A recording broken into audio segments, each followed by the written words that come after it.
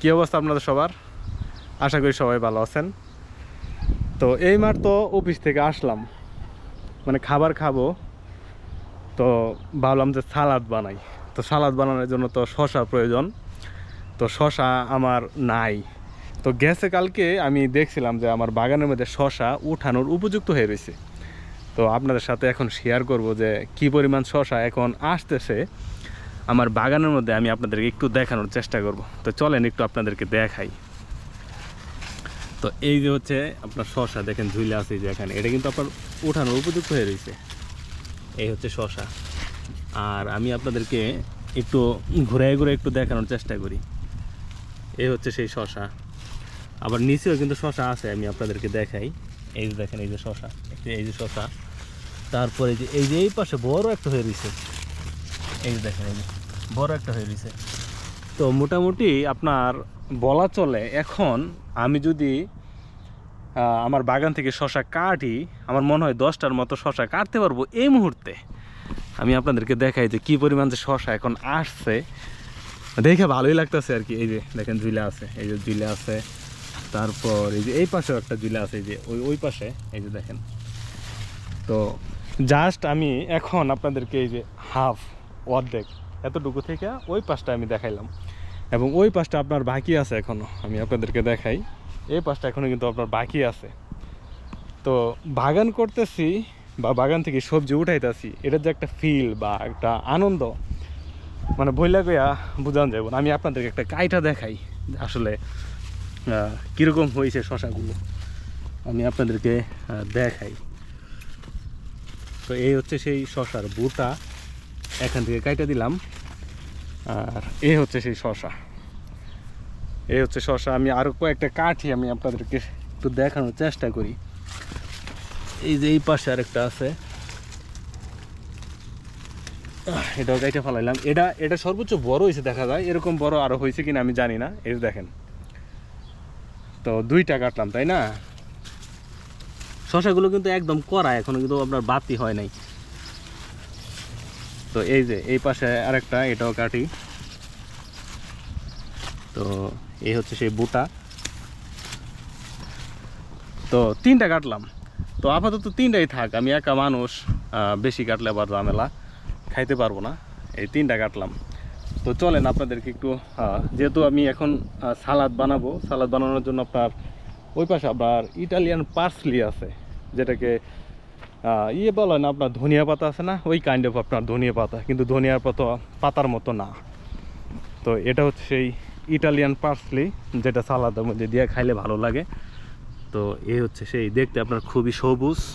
তো এটাও হালকা করে কিছু কাটি, তারপর আমি আপনাদেরকে একটু দেখানোর চেষ্টা করবো যে ঝড় তুফানের পরে বাগানটা এখন দেখতে কীরকম লাগতেছে। তো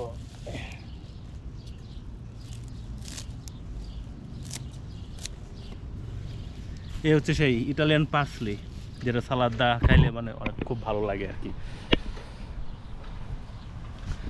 তো ঝড় তুফান যখন হয়েছিল তখন কিন্তু বাগান সব পড়ে গেছিলো, আমি ভাবি নাই যে বাগান এরকম সুন্দর হইব। তারপর আমি আপনাদেরকে দেখাই একটু ভুট্টাগুলো দেখতে কীরকম হয়েছে।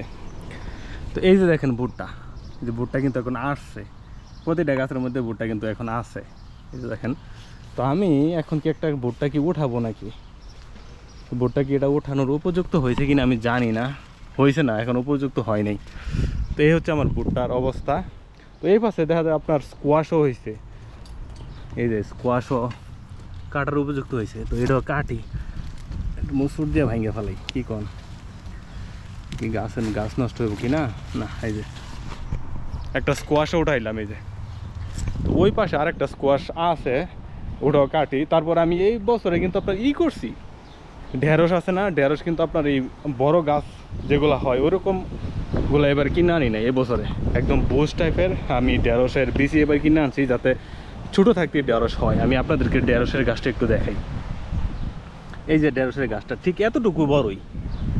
তো আমি যদি হাত দিয়ে মাপি তাহলে 1 বিঘত 2 বিঘত না। তো দেখেন এখন কিন্তু ঢেঁড়স আসা শুরু করছে, এই যে দেখেন, এই যে ঢেঁড়স কিন্তু আসা শুরু করছে।